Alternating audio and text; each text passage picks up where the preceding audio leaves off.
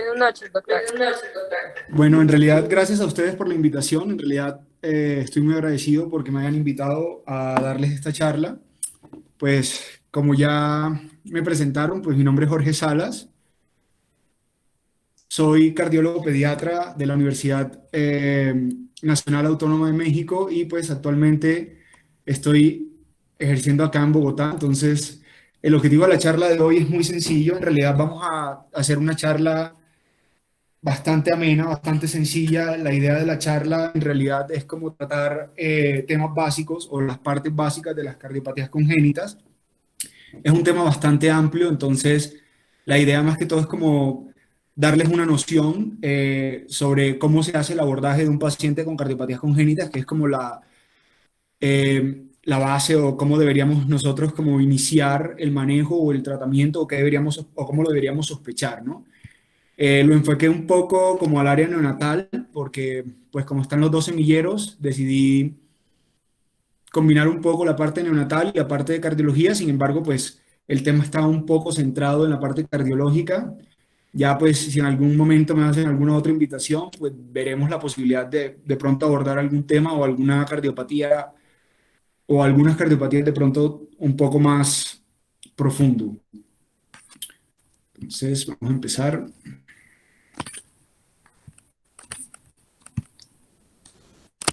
Listo.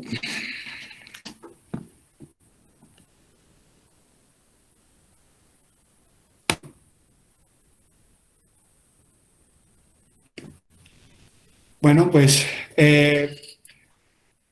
a la charla le coloqué el título de una mirada sencilla a las cardiopatías congénitas porque la idea es como saber cuál es el abordaje básico que tienen los pacientes con cardiopatías congénitas. Entonces, puntualmente, la charla está pues prácticamente destinada a ver cómo vamos a abordar de forma sencilla o de forma básica, o cómo vamos a sospechar de forma sencilla o forma básica las cardiopatías congénitas. Y vamos a hablar un poco del espectro de la cardiología pediátrica actualmente y por qué es importante en estos momentos hablar de cardiología pediátrica o hablar de cardiopatías congénitas en algunos pacientes. Y ese es el objetivo principal de la charla. Entonces, siempre me gusta empezar mis charlas por la historia porque considero que quien no conoce la historia está condenado a repetirla. Entonces, normalmente cuando nosotros no sabemos de dónde vienen las cardiopatías congénitas o desde cuándo se habla de cardiopatías congénitas y por qué está el boom actual de las cardiopatías congénitas, vamos a entender un poco que antes las mirábamos y las dejábamos de lado, las dejábamos rezagadas como si no fuesen pacientes que no tuviesen una oportunidad de manejo o una oportunidad de tratamiento. Entonces, desde principios de la humanidad se habla desde Mesopotamia, Egipto, China, las grandes civilizaciones, hacen escritos, tienen escritos, tienen papiros, tienen diferentes formas de manifestar niños con cardiopatías congénitas. Lo principal que ellos describían eran los pacientes que tenían cardiopatías congénitas con malformaciones grosas, llámese cardiopatías en las cuales no se formaba el tórax, en los cuales los pacientes nacían con el corazón en la parte externa del tórax y lo dibujaban en sus papiros o en sus diferentes formas de dejar escrita la historia. Sin embargo, Galeno y Da Vinci son las primeras personas que hacen como tal dibujos de corazones que tienen cardiopatías congénitas. Ellos dibujan corazones con tetralogía de Fallot, dibujan corazones con comunicaciones interauriculares y con comunicaciones interventriculares, sin saber específicamente qué es lo que tenían o cómo funcionaban estos corazones. Eran disecciones que ellos hacían y que las representaban en lo que ellos encontraban en esos momentos. Sin embargo, no es hasta el siglo XVIII que un señor conocido como Picot describe 18 casos de corazones malformados específicamente. Esta es la primera descripción como tal anatómica de corazones malformados o de corazones con cardiopatías congénitas. Esto es importante, ¿por qué? Porque después de que Picot describe estos 18 corazones, empieza el estudio de los pacientes que tienen malformaciones congénitas del corazón como tal. Y es, de un minuto, y es el boom como tal de las cardiopatías congénitas en su momento. Los pacientes con cardiopatías congénitas son empezados a estudiar, sin embargo, hasta el siglo XIX, cuando la doctora Maud Abbott, muchos deben haber oído hablar de ella, y si no, pues es importante que lo lean, describe los primeros 1000 casos de corazones malformados y los publica en un libro de McGill University. Sin embargo, hace una publicación muy importante a través de esta universidad con la American Heart Association en 1936.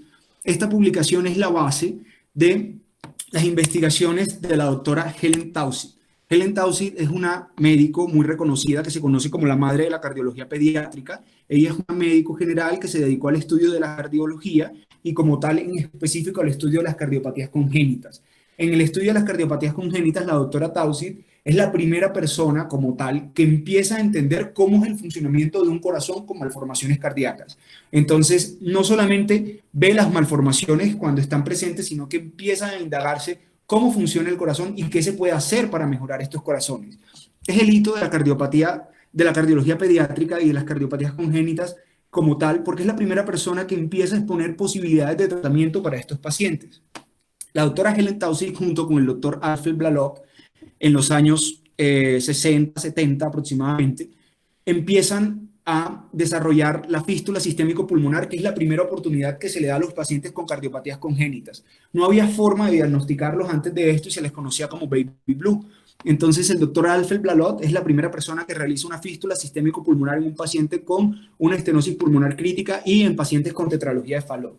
Sin embargo, después de eso, muchísimos cirujanos cardiovasculares empiezan a desarrollar cirugías paliativas para los pacientes que tenían o se conocían como los baby blue en su momento y que tenían diferentes cardiopatías congénitas.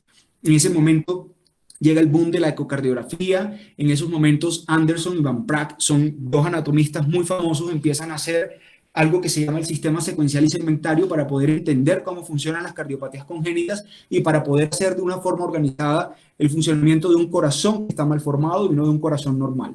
Raskin también en finales del siglo XX hace un hito en los pacientes que tienen transposición de grandes vasos al hacer lo que hoy conocemos como procedimiento de Raskin, que es realizar una comunicación interauricular amplia a través de un cateterismo con un balón, reventar el septum interauricular para permitir el traspaso de sangre de una aurícula a la otra y de esa forma mejorar el intercambio sanguíneo entre una y otra aurícula y mejorar la oxigenación de esos pacientes que les daba chance a llegar a una cirugía. Entonces, si nos ponemos a indagar, hay muchísimas más personas que hacen parte del hito, pero estas son como las personas principales que le dan nacimiento a la cardiología pediátrica. ¿Por qué es importante hablar de cardiopatías congénitas o hablar de cardiología pediátrica? Las cardiopatías congénitas en realidad representan aproximadamente el 1% de las cardiopatías, del 1% de las enfermedades de los pacientes que nacen en Estados Unidos por año. Representan 40.000 pacientes por año y es una prevalencia que va en aumento.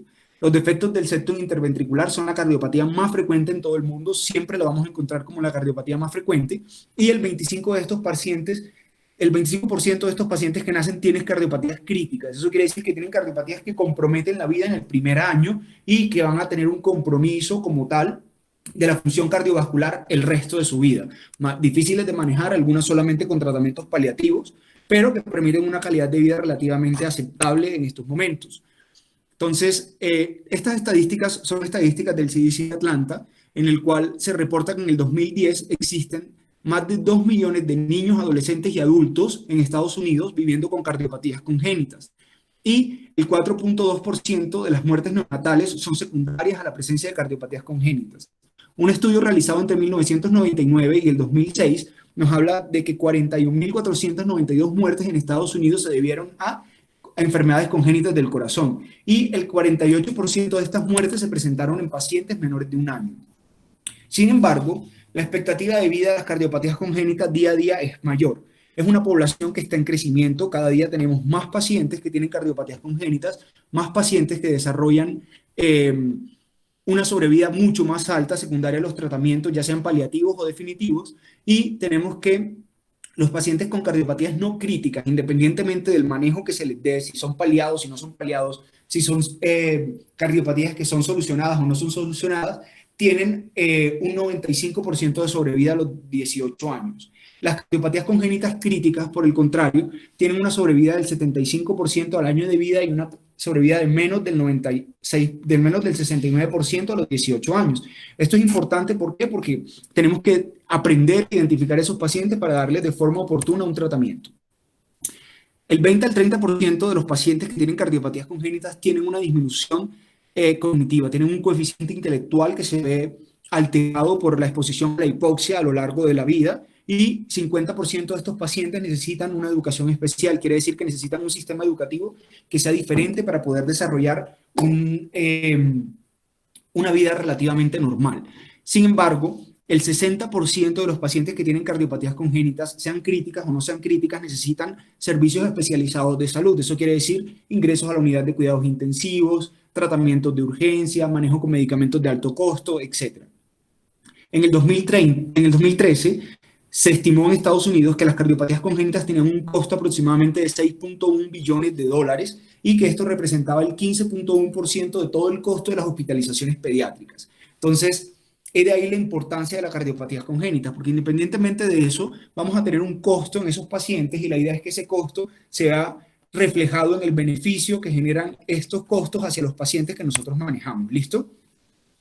Entrando ya en contexto, para hablar de cardiopatías congénitas es indispensable hablar de la función cardíaca. Entonces, me imagino que ustedes son todos de diferentes semestres y de diferentes momentos de la evolución de la educación médica. Entonces, voy a ser un poco somero en esto, pero voy a intentar ser lo más claro posible. Esta gráfica es un poco difícil de entender porque es una gráfica un poco compleja. Sin embargo, cuando la analizamos paso por paso, es una gráfica bastante sencilla en realidad. Es una gráfica en la cual estamos viendo la presión aórtica, la presión de los atrios, la presión de los ventrículos, el volumen de los ventrículos. Abajo vemos el electrocardiograma, cómo se ven representados cada uno de los momentos en dichos momentos, y el fonocardiograma. La función cardíaca tiene dos momentos base, que son la sístole y la diástole. Entonces, vamos a empezar hablando de la sístole, que en realidad es el segundo momento, porque dependemos de la diástole para que la sístole se dé, pero la sístole en realidad inicia cuando se cierran las válvulas atrioventriculares. El cierre de las válvulas atrioventriculares se hace justamente cuando la presión de los ventrículos empieza a aumentar. Entonces, si vemos ahí, yo me voy a centrar principalmente en dos gráficas. Esta es una gráfica que está diseñada justamente para el ventrículo izquierdo, pero algo parecido por el ventrículo derecho. Entonces, vemos que empieza a aumentar la presión del ventrículo izquierdo, y ese aumento de la presión del ventrículo izquierdo hace que se cierren las válvulas atrioventriculares. En ese momento empieza la contracción ventricular. La contracción ventricular tiene tres fases. Tiene una fase que se llama contracción isovolumétrica, tiene la fase de eyección y tiene la fase de relajación. ¿Listo? Entonces, la contracción isovolumétrica y la fase de eyección son como tal las fases de la sístole. El ventrículo empieza a contraerse y empieza a aumentar la presión intraventricular hasta superar la presión aórtica. En el momento que se supera la presión de la aorta, o sea, la presión de la postcarga como tal, es que se abren las válvulas sigmoideas, que son la válvula aórtica y la válvula pulmonar. En ese momento empieza la eyección ventricular como tal. Y la eyección ventricular se da mientras el ventrículo se está contrayendo y en el principio de la relajación ventricular.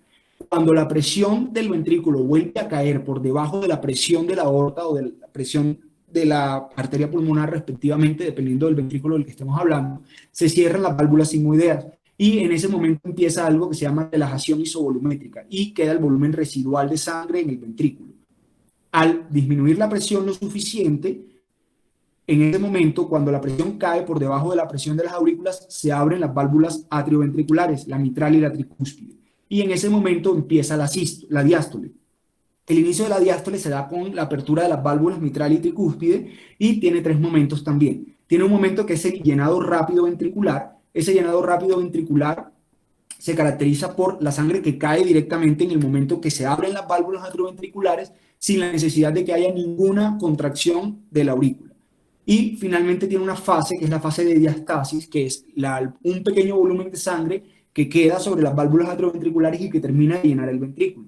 Sin embargo, hay una fase posterior en la que el ventrículo empieza a aumentar la presión por el volumen que se ve que está ingresando en esos momentos hacia el ventrículo, y los atrios en respuesta a eso realizan una contracción. Es una contracción muy débil, pero esa contracción hace que se finalice el llenado ventricular. En ese momento termina la diástole.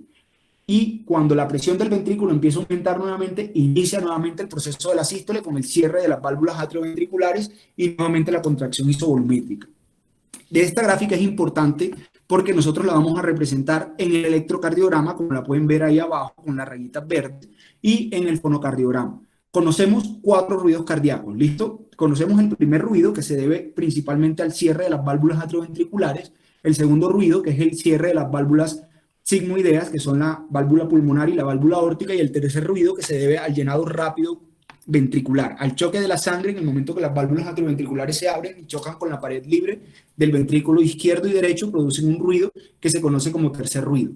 Hay un cuarto ruido cardíaco que se presenta, pero ese cuarto ruido cardíaco siempre es patológico. Se debe secundario o es secundario principalmente a una alteración de la distensibilidad pulmonar. Entonces, cuando yo oculto un cuarto ruido cardíaco en un paciente, siempre voy a saber que ese segundo ruido cardíaco es secundario a una alteración, ese cuarto ruido, perdón, es secundario a una alteración de la distensibilidad de la pared ventricular y se produce secundario a eso. Siempre, siempre, en pacientes pediátricos, en pacientes adultos, ese ruido es patológico.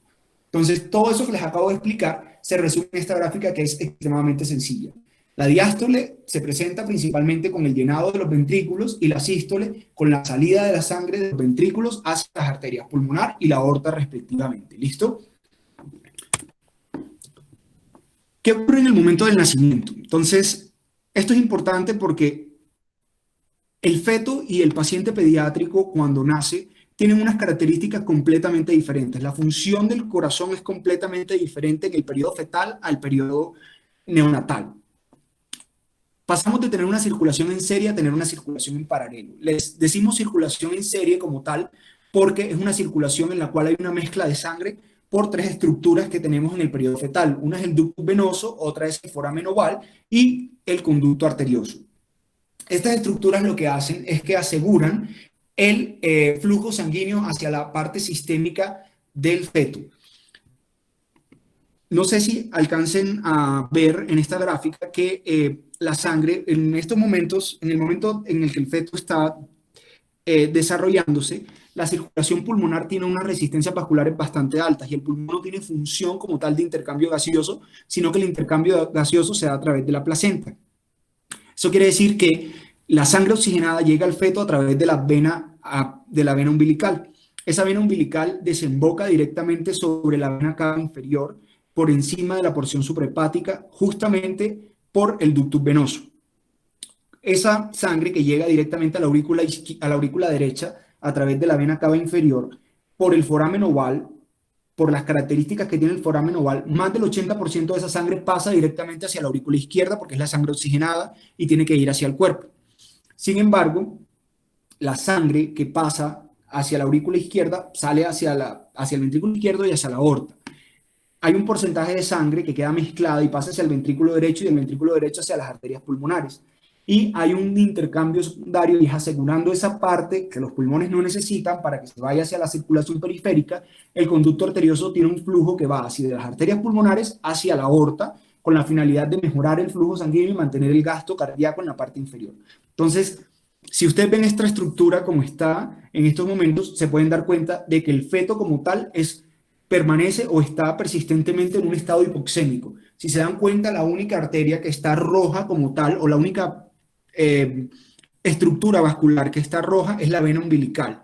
De ahí hacia adelante vemos el sistema venoso fetal como tal está en azul, porque es sangre que no está oxigenada, y las arterias, o sea, la aorta, tanto ascendente como descendente, y las arterias pulmonares están con una sangre mezclada. No es completamente, nunca una sangre que está 100% oxigenada.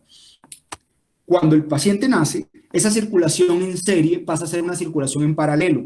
¿Por qué pasa a ser una circulación en paralelo? Porque todos estos defectos que nos permiten el intercambio de sangre entre un lado del corazón y el otro desaparecen prácticamente en las primeras horas del nacimiento y la circulación se vuelve entonces una circulación en paralelo. Cada ventrículo debe funcionar con la estructura que nosotros conocemos fisiológica y anatómicamente como nosotros la conocemos. Entonces, esto es lo normal, esto es lo que debería pasar siempre. Sin embargo, en un paciente que tiene cardiopatías congénitas, no siempre suceden este tipo de cosas y las vamos a ver como unas alteraciones adicionales. ¿Listo? ¿Qué pasa tras la primera respiración? Entonces, cuando el paciente nace y nosotros pinzamos el cordón umbilical, lo que vamos a encontrar primero es que el paciente va a empezar a tener respiración. Separamos la placenta y la placenta deja de realizar la función como tal de la función de intercambio gaseoso y el paciente empieza a respirar y los pulmones están llenos de líquidos amnióticos. Este líquido amniótico empieza a ser, por la presión que genera el aire en el momento que el paciente realiza las primeras respiraciones, empieza a ser reabsorbido a través del espacio intersticial que tienen los alvéolos y empieza el pulmón como tal a realizar la función de intercambio gaseoso. Entonces, en esos momentos que se absorbe el líquido, si ustedes se dan cuenta en la segunda imagen, ahí están los capilares pulmonares y las arterias pulmonares pasa exactamente lo mismo, se dilatan. ¿Para qué se dilatan? Se dilatan con la finalidad de disminuir las resistencias vasculares pulmonares y esa dilatación que tiene la finalidad de disminuir las resistencias vasculares pulmonares aumenta el flujo sanguíneo hacia los pulmones y aumenta la posibilidad de sacar ese líquido del espacio intersticial y mejorar el intercambio gaseoso. En esos momentos, ¿qué pasa? Hay una constricción inmediata del conducto arterioso y a un cierre del foramen oval. Sin embargo, es importante que tengan en cuenta que el foramen oval puede permanecer abierto por un tiempo después del nacimiento, ya que las resistencias vasculares pulmonares en un paciente pediátrico pueden disminuir hasta el sexto mes completamente y el foramen oval se cierra fisiológicamente en las primeras horas de vida. Sin embargo, anatómicamente este cierre se va a dar hasta el día 21 de vida. ¿Listo? ¿Cómo vamos a sospechar de que un paciente tiene cardiopatías congénitas? Entonces, esto es una pregunta difícil y fácil de responder porque puede ser todo o nada. Entonces, normalmente tenemos que averiguar si hay antecedentes de haber tenido infecciones neonatales, infecciones perinatales la madre, si consumió medicamentos, si estuvo expuesta a tabaco o alcohol, si el paciente en el momento que nace presenta cianosis, si presenta desaturación, dificultad respiratoria, si encontramos un soplo, si el paciente está más grandecito ya y se desmaya, tiene síncope, tiene disminución en las características del crecimiento, el crecimiento ponderal no es el adecuado, son pacientes que presentan sudoración fácil, se agitan, disnea, una cantidad de síntomas inespecíficos que nos pueden hacer sospechar de cardiopatías congénitas. Entonces, de las cosas importantes a rescatar de esta diapositiva son los antecedentes prenatales de infecciones y el peso al nacimiento. Pacientes con bajo peso o pacientes con peso grande al nacimiento son más propensos a tener cardiopatías congénitas que los pacientes que tienen un peso normal. Antecedentes postnatales y personales en la historia actual, como el aumento ponderal del paciente, si está creciendo de forma adecuada, si el crecimiento no es adecuado, si tiene cianosis, disnea, si encontramos la presencia de un soplo o un síncope, y antecedentes familiares de cardiopatías congénitas, muerte súbita e inesperada en la familia, tanto de papá como de mamá, y la presencia de diabetes mellitus en la madre. ¿Qué hacer? Si yo tengo alguna sospecha o en algún momento se me pasó por la cabeza que mi paciente puede tener cardiopatías congénitas, ¿qué tengo que hacer? Entonces, en esos momentos debo iniciar el abordaje básico de mi paciente. El abordaje básico tiene estas tres características. Uno, tenemos que hacer un examen físico, que es lo primero que se tiene que hacer en todo paciente, y asegurarnos de cuáles son las características que tiene ese examen físico patológicas para poder desarrollar una cardiopatía congénita. Segundo, tenemos que evaluar un electrocardiograma y en ese electrocardiograma vamos a evaluar el ritmo, frecuencia, función, el eje en el que tenemos el corazón y los crecimientos. ¿Esto por qué es importante? Porque cada cardiopatía congénita tiene unas características electrocardiográficas que solamente con tener un electro nosotros podemos sospechar este paciente puede tener una comunicación interventricular, una comunicación interauricular, una tetralogía de Fallot, puede tener un canal atrioventricular, puede tener una atresia tricuspidia, secundario solamente a ver el electrocardiograma. Entonces, nosotros estamos muy acostumbrados a que ocultamos un soplo y no le hacemos más nada al paciente. Sin embargo, el electrocardiograma y la radiografía nos orientan completamente sobre cuáles son las posibilidades diagnósticas que puede tener este paciente. Y si no tenemos un electrocardiograma a la mano que nos pueda hacer el diagnóstico como tal de la cardiopatía congénita que tiene el paciente, esto nos puede dar una orientación sobre qué es lo que tenemos que hacer en su momento como una conducta inicial y rápida para evitar dañar o hacer conductas que puedan poner en riesgo la vida del paciente. Entonces, como tips, así, las comunicaciones interauriculares se asocian normalmente a bloqueo de la rama derecha de His. Los pacientes que tienen defectos de los cojines endocárdicos, o sea, llámense canales atrioventriculares, normalmente tienen un eje que está a la extrema derecha. Eso es completamente anormal y solamente lo encontramos en pacientes que tienen defectos de los cajines endocárdicos, y los crecimientos ventriculares los vamos a ver principalmente en pacientes que tienen alteraciones como tal del desarrollo tanto del ventrículo derecho como del ventrículo izquierdo. Entonces, esas son como las principales características o las principales cosas que nosotros vamos a encontrar en un electrocardiograma de las patologías más frecuentes que tenemos. Los soplos los vamos a encontrar muchas veces y otras veces no. Puede que un paciente tenga una cardiopatía congénita, nazca y no le ocultemos el soplo, porque los soplos son secundarios a una diferencia de presión entre una y otra cavidad. Tiene que haber un paso de sangre entre una y otra cavidad. Como les dije hace algún momento, las resistencias vasculares pulmonares están elevadas en el paciente cuando está recién nacido. Eso quiere decir que podemos tener una presión pulmonar que puede estar igualada a la presión sistémica, y podemos tener defectos intracardíacos que en el momento no tengan un flujo de sangre de uno hacia otro ventrículo y no soplen. En el momento que disminuyen las resistencias vasculares, inicia o empezamos a escultar el soplo. Entonces es como que muchas veces he escuchado como que, este paciente tiene un soplo espantoso, ¿cómo es posible que nunca se hubiesen dado cuenta cuando nació? No, no nos dimos cuenta cuando nació porque tenía las resistencias vasculares lo suficientemente altas y no soplaba. Y el soplo va a empeorar cada vez que las resistencias vasculares pulmonares disminuyan y la diferencia de presión entre las presiones sistémicas y las presiones pulmonares aumenten. ¿Listo? Otra parte importante es la radiografía de tórax, en la cual tenemos que evaluar el tamaño del corazón, el tamaño, la distribución que tienen las estructuras y finalmente el flujo pulmonar. Esto es lo más importante. ¿Por qué? Porque las cardiopatías nosotros las vamos a clasificar como de flujo pulmonar aumentado o de flujo pulmonar disminuido, y eso nos va a orientar completamente sobre el manejo y el diagnóstico o el abordaje primario que nosotros le vamos a dar a las diferentes cardiopatías congénitas. Ahondando un poco más profundamente en lo que es la exploración física, vamos a determinar entonces, como ya les había dicho, si el patrón de crecimiento del paciente, si el paciente está cianótico, el patrón de crecimiento que tienen normalmente estos niños está alterado completamente. Son niños pequeños, son niños que tienden a ser gorditos, más no altos, y tienen una desnutrición persistente. Cuando el paciente es no cianótico, normalmente son niños que están flacos, que tienen una altura y talla normal, pero que también tienen una desnutrición, pero la desnutrición tiene características completamente diferentes. Las alteraciones genéticas, como el síndrome de Down, que es la trisomía 21, asocia normalmente también a cardiopatías congénitas. Si nosotros leemos, en toda Latinoamérica siempre vamos a encontrar que las cardiopatías congénitas más frecuentes asociadas al síndrome de Down o la trisomía 21 siempre van a ser los defectos del septum interatrial y del septum interventricular, dependiendo del país. Sin embargo, a nivel mundial y para respuesta de cualquier examen o de cualquier cosa que ustedes vayan a hacer, los defectos, el defecto o la cardiopatía congénita asociada a síndrome de Down más frecuente siempre son los defectos de los cojines endocárdicos, o sea, el canal atrioventricular. Esa es la cardiopatía congénita más frecuente asociada al síndrome de Down. La trisomía 18, que tiene cardiopatías congénitas completamente desastrosas también y muy complejas. El síndrome de Hall-Oram, que se relaciona a las comunicaciones interventriculares y alteraciones del cúbito y el radio, y la asociación de Charge.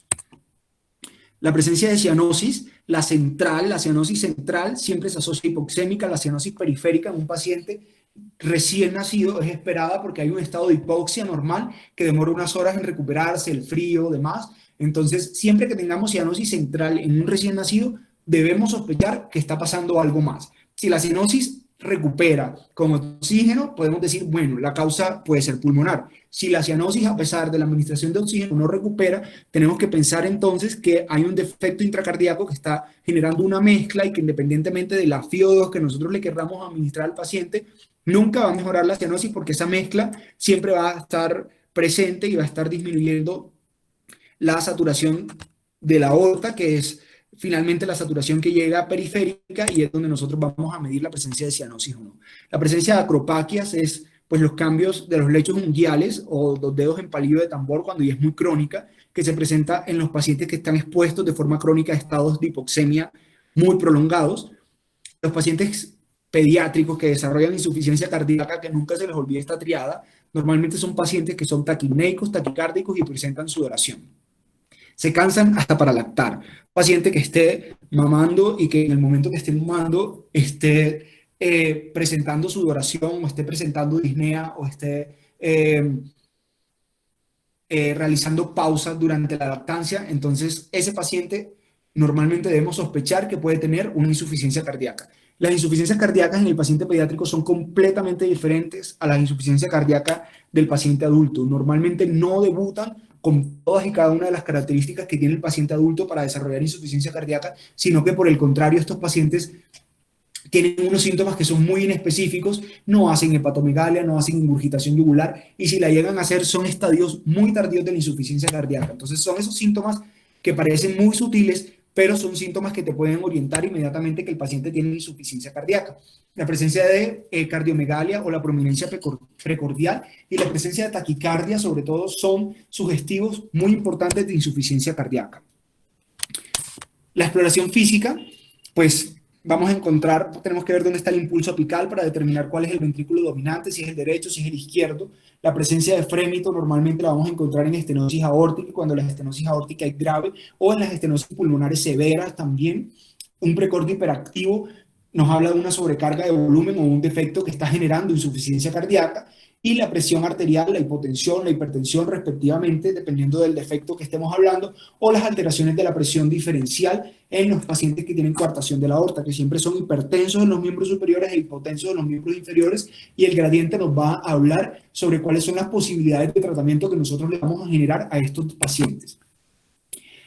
Entonces, entrando un poco más, algo como que quise que ustedes entendieran un poco más es esta parte de la auscultación, porque creo que es como lo que les da más coco y es lo más importante. Entonces, la auscultación cardíaca en realidad es muy fácil y es algo que uno va adquiriendo con el tiempo. Entonces, lo vas adquiriendo siempre y cuando te dediques a escucharlo. Si no te dedicas a escucharlo, siempre vas a escuchar lo mismo y nunca vas a poder diferenciar cuáles son las características que tiene la auscultación cardíaca. Entonces, vamos a hablar principalmente de 4 ruidos cardíacos, que son los 4 ruidos que les había mencionado antes. Entonces, el primer ruido, que se da principalmente cuando se abren las válvulas atrioventriculares y corresponde al cierre como tal de la válvula mitral y tricúspide. ¿Listo? Este ruido puede estar desdoblado, puede ser fisiológico. El desdoblamiento por un bloqueo de la rama derecha de la de His, y lo vamos a encontrar desdoblado siempre en los pacientes con anomalía de Epstein. No sé si alcanzan a escuchar.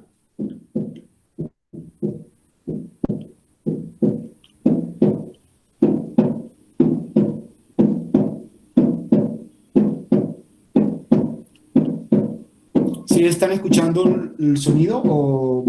Sí, doctor, se no? escucha bien. Se escucha bien. Ok. El segundo ruido, entonces, corresponde como tal al cierre de las válvulas semilunares. Son las válvulas pulmonar y aórtica. Este segundo ruido tiene una característica especial, es que tiene 2 componentes, el componente pulmonar y el componente aórtico. Los voy a dejar escuchar y después...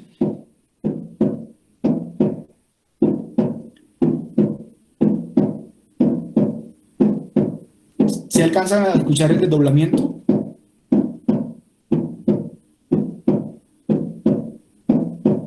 Sí, doctor. Sí, doctor. Bueno, eso es un desdoblamiento fisiológico que se desarrolla normalmente cuando el paciente respira. Todos respiramos y el segundo ruido se debe desdoblar, o sea, debe cambiar o debe separarse el componente aórtico del componente pulmonar. Eso es un desdoblamiento fijo.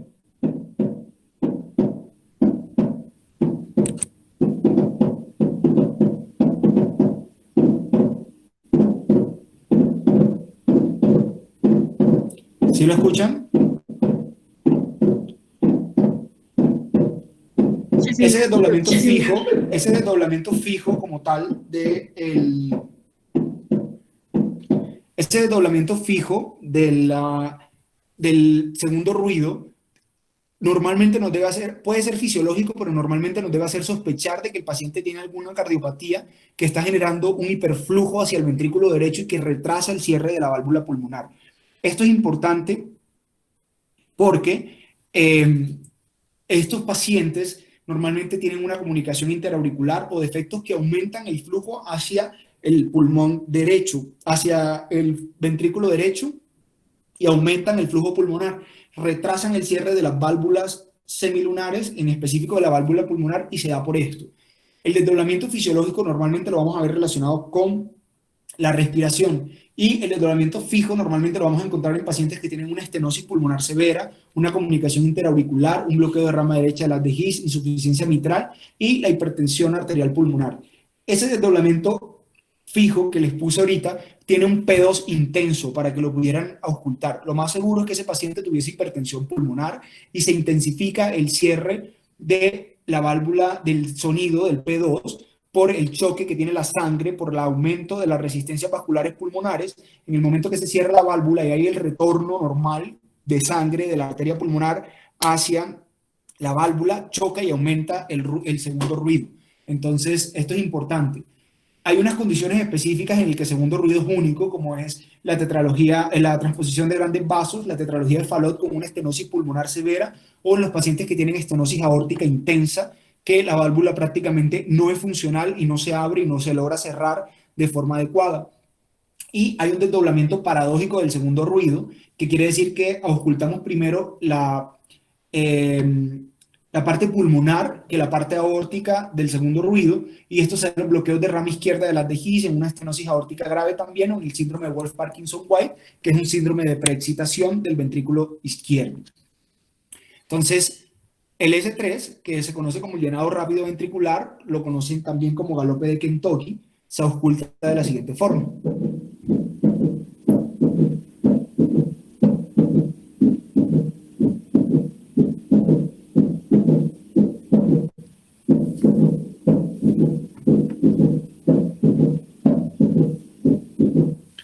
Y el S4, como les dije, siempre es un ruido patológico que se debe a una alteración de la distensibilidad ventricular. Entonces, el S3 es el choque rápido de la sangre en el momento que cae y estrella contra la pared anterior del ventrículo. Sin embargo, el ventrículo tiene que tener una característica, y es que tiene que ser distensible. Cuando el ventrículo no es distensible, sino que está completamente rígido todavía, esa contracción auricular, en el momento que se da la contracción auricular y en el momento que se da la diastasis, se produce el cuarto ruido, que siempre es patológico y que no se debería producir.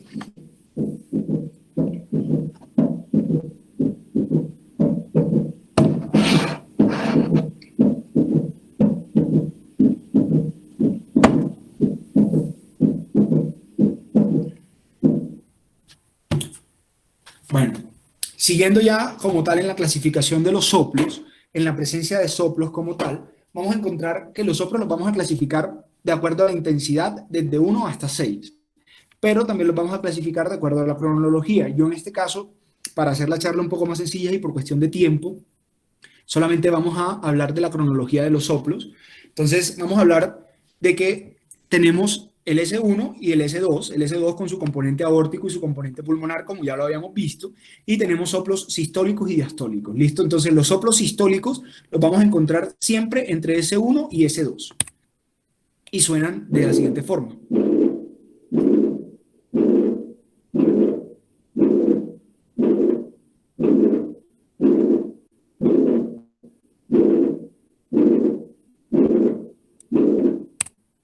Los soplos diastólicos los vamos a encontrar entre S2 y S1.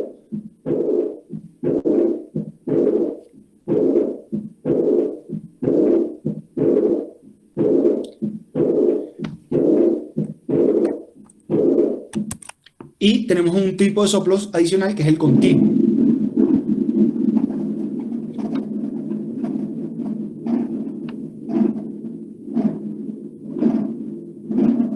Este soplo compromete tanto la sístole como la diástole.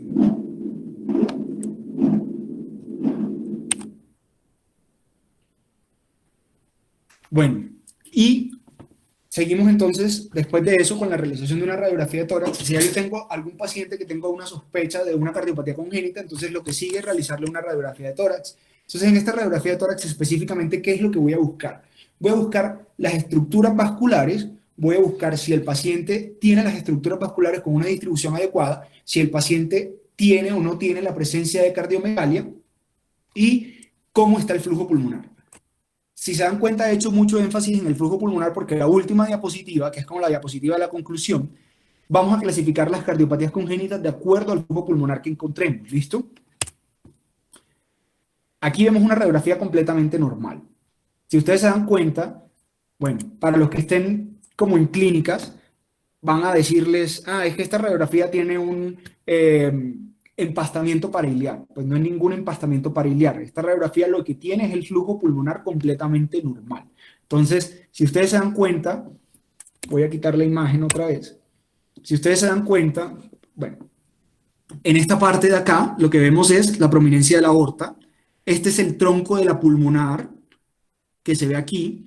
Esta es la arteria pulmonar izquierda. Esta es la arteria pulmonar derecha y esta que está acá abajo es la vena pulmonar izquierda inferior. Y esta es la vena pulmonar, pulmonar derecha inferior y pulmonar izquierda inferior. Esto corresponde a el atrio derecho, la parte de abajo corresponde al ventrículo derecho, esta parte corresponde al ventrículo izquierdo y esto corresponde principalmente a la vena cava superior que está llegando hacia la aurícula derecha, ¿listo?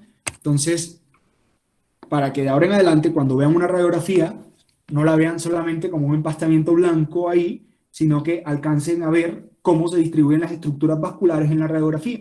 Entonces, esa es la distribución normal de las estructuras vasculares. Cuando nosotros vemos el pulmón exageradamente negro, hablamos de flujo pulmonar. Y cuando vemos el pulmón exageradamente blanco, pero que el flujo pulmonar se distribuye hacia todo el área de la radiografía de tórax, hablamos de hiperflujo pulmonar. El flujo pulmonar nunca, en condiciones normales de una radiografía normal, debe pasar la línea media clavicular. ¿Cómo diferenciamos el flujo pulmonar de un infiltrado? El infiltrado normalmente compromete todo el espacio intersticial, no solamente el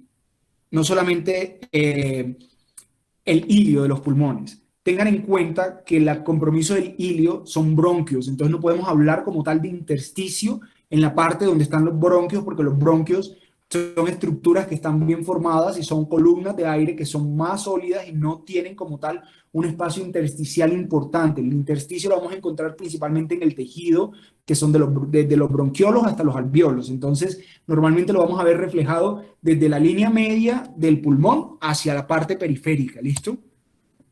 Y vamos a hacer un electrocardiograma. Entonces, también es coco para muchos, pero el electrocardiograma es muy fácil de leer en realidad. Después de que lo leamos de forma estructurada, el electrocardiograma siempre nos va a dar una orientación. Lo primero que tenemos que buscar es el ritmo. Entonces, eso es algo un poco ya más complejo, pero en el ritmo siempre tenemos que ver que cada complejo QRS esté precedido de una onda P. Sin embargo, lo más importante para determinar si un paciente tiene ritmo sinusal o no es lo siguiente. La onda P siempre tiene que estar con una dirección que vaya de derecha a izquierda. Eso quiere decir que tenemos que tener una onda P positiva en D1 y en ABF.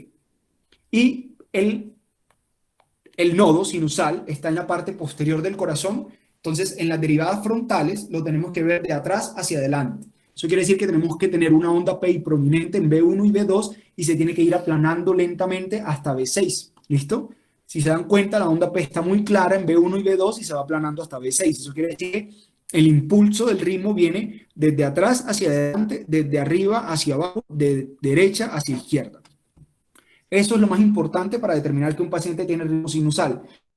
Yo puedo tener un complejo QRS precedido de una onda P y esa onda P no necesariamente nació en el ritmo sinusal. Puedo tener un ritmo auricular ectópico que preceda o que sea el ritmo mandatorio del corazón, sin embargo no quiere decir que sea un ritmo sinusal. Y todo complejo QRS va a estar precedido de una onda P. Entonces, para que nos vayamos quitando esa idea de la cabeza de que todo complejo QRS tiene que estar precedido de onda P para decir que el ritmo es completamente sinusal. Tenemos que buscar el eje. El eje siempre tiene que estar en la izquierda, o sea, inferior izquierdo. Entonces, como regla general, para un eje normal en un paciente pediátrico, el QRS siempre tiene que estar positivo en ABF y en D1. ¿Listo? Es lo normal. Entonces, si yo tengo QRS positivo en ABF y D1, este electrocardiograma es completamente normal. Y tenemos que buscar crecimientos de cavidades, que las condiciones de crecimiento de cavidades en la población pediátrica son bastante diferentes a la población normal. Entonces, ver lo del eje, ya más específico, es buscar pues la más isodifásica, que en este caso es ABL, y ABL está cortada por D2, y D2 está en el eje inferior izquierdo, porque D1 y ABF están positivas. Entonces, el eje está sobre D2 en este electrocardiograma. No tiene crecimiento de cavidades, es un electrocardiograma completamente normal, sin embargo, pues se los quería mostrar, porque pues, como les dije antes, un electrocardiograma con el eje superior derecho nos hace sospechar inmediatamente de un paciente que tenga defecto de los cojines endocárdicos. Un bloqueo de la rama derecha en un neonato nos hace sospechar de una comunicación interauricular o de una comunicación interauricular con un drenaje venoso anómalo de las venas pulmonares. La sobrecarga del ventrículo derecho o los crecimientos del ventrículo derecho nos hacen sospechar normalmente de que hay una estenosis de la arteria pulmonar o de tetralogía de Fallot porque está hipertrófico el ventrículo derecho. Los crecimientos del ventrículo izquierdo y la ausencia de fuerzas derechas nos hace sospechar de patologías obstructivas izquierdas y de hipertrofia del ventrículo izquierdo. Los saltos, si ustedes se dan cuenta, entre B1 y B2 prácticamente hay el paso directo, no directo, sino que empiezan, el complejo QRS se hace muy similar tanto en la parte positiva como en la parte negativa de B2 y B3, y posterior a eso empieza en B4 nuevamente a hacerse más positivo por ver el lado izquierdo del corazón. Entonces, eso es importante que lo tengamos en cuenta porque por lo menos un paciente que tiene una comunicación interauricular tiene un salto directo de B1 a B2, se convierte, pasa de ser o isodifásica o negativa a ser positiva. Entonces, para que lo tengamos en cuenta. También nos hace sospechar de que el paciente tiene una tetralogía de Fallot o algo por el estilo. Y finalmente, todo esto para lo que nos sirve es, teniendo todos estos datos, para lo que sirve es para clasificar las cardiopatías congénitas de la siguiente forma. Entonces, vamos a hablar de que tenemos cardiopatías congénitas cianóticas y no cianóticas. Entonces, si yo hablo de cardiopatías congénitas cianóticas, hablo de cardiopatías congénitas con flujo pulmonar aumentado o con flujo pulmonar disminuido.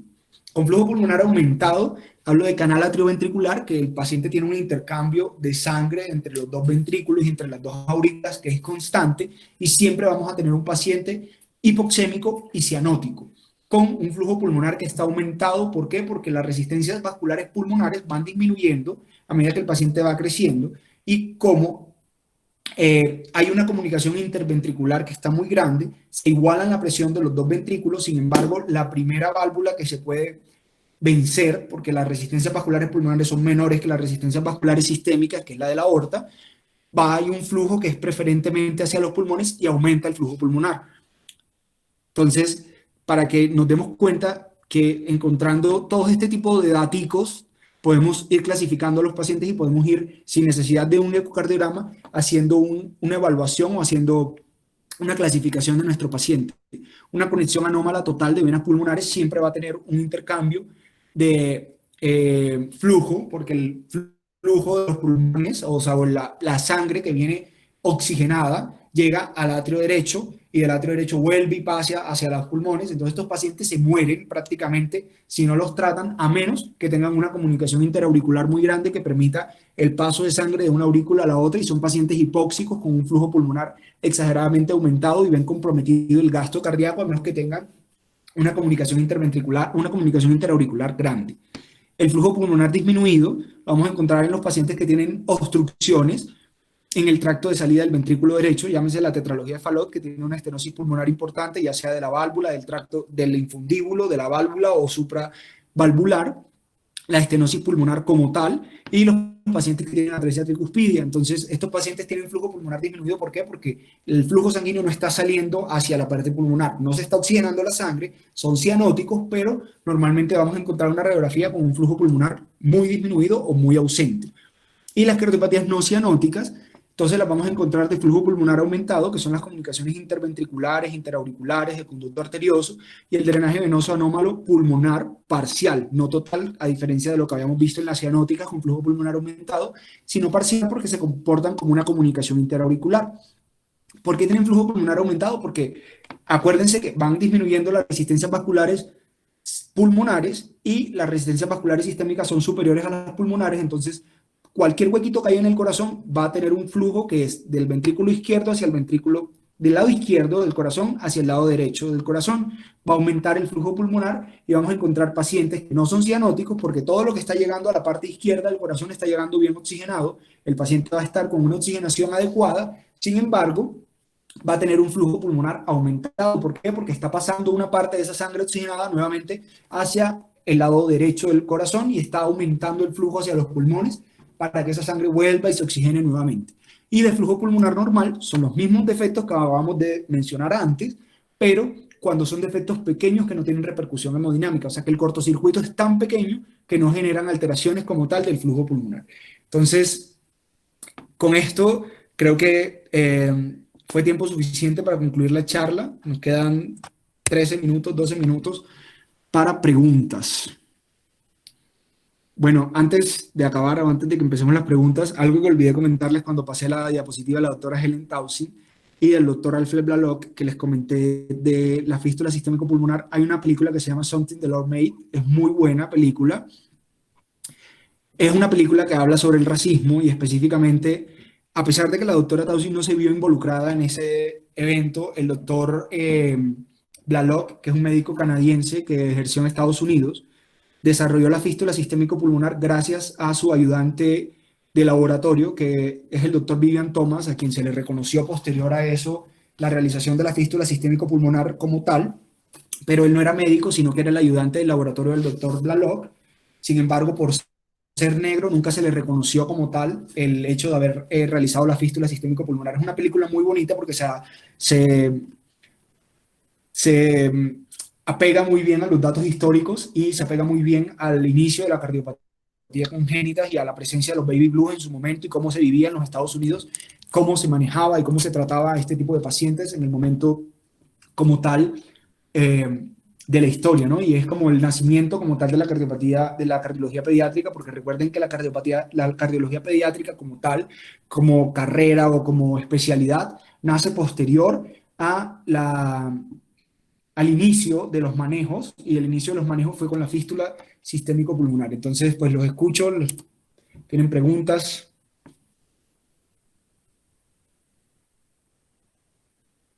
Más gracias por la charla. Qué grato haber podido contar con su presencia y su pasión para impartir el conocimiento el día de hoy. En este momento le cederé la palabra a mi compañera Andrea Maldonado, estudiante de medicina, también integrante del Servicio de Salud Materno-Perinatal, quien dará inicio a la ronda de preguntas. Muchas gracias, doctor, por su charla. Empezaremos con las preguntas. La primera pregunta la hace nuestro compañero Esteban y dice: ¿y el electro a qué se debe la R picuda en derivaciones V4, V5 y V6? A ver, esperemos un minutito. Voy a intentar colocarlo acá. Pero es que, bueno. Espérenme un segundo. Bueno, o sea, ese electro es un electro de un paciente pediátrico, paciente recién nacido específicamente, y es un buen electro de un paciente recién nacido. Sin embargo, es importante que tengamos en cuenta que los electros en los pacientes pediátricos son completamente diferentes o se ven de forma completamente diferente dependiendo de la edad que tenga el paciente. Cuando el paciente nace o el paciente está recién nacido, siempre vamos a encontrar que el electro va a tener un predominio de las fuerzas derechas sobre las fuerzas izquierdas, porque las resistencias vasculares pulmonares en la etapa neonatal son mucho mayores que las resistencias vasculares sistémicas. Acuérdense que el pulmón está completamente colapsado y esas resistencias son muchísimo más altas. Entonces siempre vamos a encontrar una especie de hipertrofia del ventrículo derecho y posterior a eso una hipertrofia del septum interventricular, que es lo que se logra ver en ese electro, porque es un electro pediátrico, que se va a ir cambiando a lo largo de la evolución del paciente a medida que el paciente vaya creciendo. Entonces, en específico, esa onda picuda que vemos es porque es un paciente, ese es un lactante en específico, un niño que está saliendo de la etapa neonatal. Entonces encontramos que tiene B4, B5 y B6 picuda, porque es el crecimiento normal del septum interventricular, que se ve un poquito más grosso en esa etapa y que después de los 3-4 meses llega a un tamaño completamente normal. Entonces, ese por la edad del paciente es un hallazgo completamente normal. Si fuese un paciente adulto, tendríamos que sospechar que ese paciente tiene, o un paciente un poco más grande, tendríamos que sospechar que ese paciente tiene una hipertrofia del septum interventricular, y en ese caso tendríamos que indagar la presencia de alguna obstrucción del tracto de salida del ventrículo izquierdo respectivamente. Muchas gracias, doctor. Nuestro compañero Diego Felipe Balaguer pregunta: con respecto al crecimiento de cavidades de neonatos y adultos en el electro, ¿lo podría volver a explicar, por favor? Bueno, es lo que te decía ahorita. Entonces, crecimiento de cavidades como tal, tenemos que saber en qué momento estamos leyendo, en qué momento de la vida del paciente estamos leyendo el electro. Entonces, siempre es normal encontrar un predominio de fuerzas derechas en un paciente neonato y esas fuerzas derechas van a ir transformándose o van a ir cambiando dependiendo dependiendo de dependiendo del momento de la vida del paciente, por así decirlo. Entonces, siempre vamos a encontrar en el periodo neonatal un predominio de fuerzas derechas y no necesariamente vamos a hablar de que ese predominio de fuerzas derechas va a ser una hipertrofia ventricular derecha. Los criterios de hipertrofia ventricular como el índice de Sokolov y el índice de Lewis en los pacientes pediátricos no aplica. No aplica porque no hay un estudio que relacione realmente por todos los cambios fisiológicos que tienen que pasar en el paciente pediátrico los índices de Lewis y Sokolov como tal para determinar si el paciente tiene una hipertrofia del ventrículo derecho o el ventrículo izquierdo respectivamente. Entonces, nosotros hablamos de fuerzas ventriculares. Entonces, fuerzas ventriculares quiere decir un predominio como tal de la fuerza del lado derecho o del lado izquierdo. Sin embargo, hay unos criterios para determinar la presencia de hipertrofia ventricular y nos basamos más que todo en la presencia de onda Q o ondas negativas en el ventrículo contralateral, que nos habla así que hay una hipertrofia como tal o un crecimiento como tal de las cavidades derechas o izquierdas respectivamente. Listo, doctor. Nuestra compañera Paula Andrea pregunta, en el momento en que encontramos el niño desviado a la extrema derecha, ¿qué tipo de debemos sospechar? Solamente tenemos dos opciones en el momento que tenemos un eje a la extrema derecha. Uno es un defecto en los cojines endocárdicos, que es el canal atrioventricular. Entonces, en sus diferentes opciones, siempre va a tener un eje a la extrema derecha y lo otro es una atresia tricuspidia. Y eso se da principalmente porque el defecto del canal o sea, los canales atrioventriculares es un defecto que se caracteriza porque no hay válvulas atrioventriculares, hay una válvula atrioventricular única. Entonces, lo que nosotros conocemos como la cruz del corazón o el anillo fibroso del corazón que se da por las válvulas atrioventriculares como tal, no se forma. Entonces, el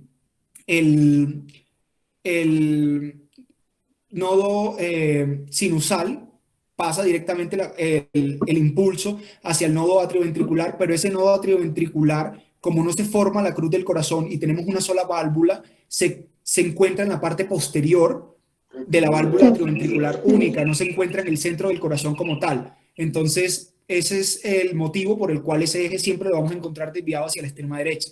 Lo mismo pasa en los pacientes que tienen atresia tricuspidia, y es que no se forma esa parte de el triángulo de Koch. Entonces vemos el nodo desplazado hacia la parte posterior del corazón y eso hace que el eje se nos suba hacia la extrema derecha.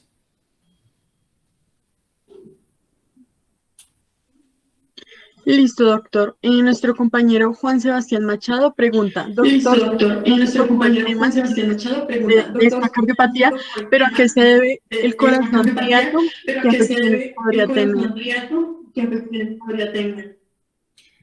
El corazón triatlón es una cardiopatía muy poco frecuente en realidad, pero en realidad se debe cuando estamos embriológicamente hablando de la formación del corazón, el atrio izquierdo tiene una formación un poco característica y es que tiene dos porciones. El atrio izquierdo se forma el atrio como tal y se forma una segunda porción en la parte posterior que se fusiona con lo que es la parte basal del atrio izquierdo. Entonces el corazón triatrium se debe a que en el momento en el que hay esa fusión queda como una membrana y quedan como dos atrios, la parte en la que llegan las venas pulmonares y la parte del atrio que se forma directo del tubo cardíaco. Entonces es una malformación en el cual hay un remanente que genera una membrana que hace que la sangre que llega de las venas pulmonares llegue a la parte superior de esa membrana y tenga que pasar a través de esa membrana hacia la parte inferior del atrio, que es la que se comunica directamente con la válvula tricúspide. Es muy poco frecuente, sin embargo, es una cardiopatía muy compleja porque genera hipertensión pulmonar postcapilar y esos pacientes desarrollan insuficiencia cardíaca y tienen una evolución bastante tórpida y bastante grave en el momento en el cual se van a desarrollar. Entonces, sin embargo, pues es algo complejo. Hay un mundo de cardiopatías, evidentemente, que no podríamos haber abordado en una clase de 1 hora nada más o en una charla de 1 hora. Necesitaríamos como tiempo en específico para poder hablar de cada una de ellas, ¿no? ¿Qué Claro que otras sí, doctor. preguntas? Nuestra compañera Joana Salas pregunta qué tipo de cardiopatías congénitas pueden causar insuficiencia cardíaca por disfunción ventricular. Bueno, en realidad, todas las cardiopatías congénitas que tengan un defecto, la insuficiencia cardíaca en las cardiopatías congénitas tiene una característica importante y es que podemos tener dos tipos de insuficiencia cardíaca. Podemos tener insuficiencia cardíaca derecha y podemos tener insuficiencia cardíaca izquierda.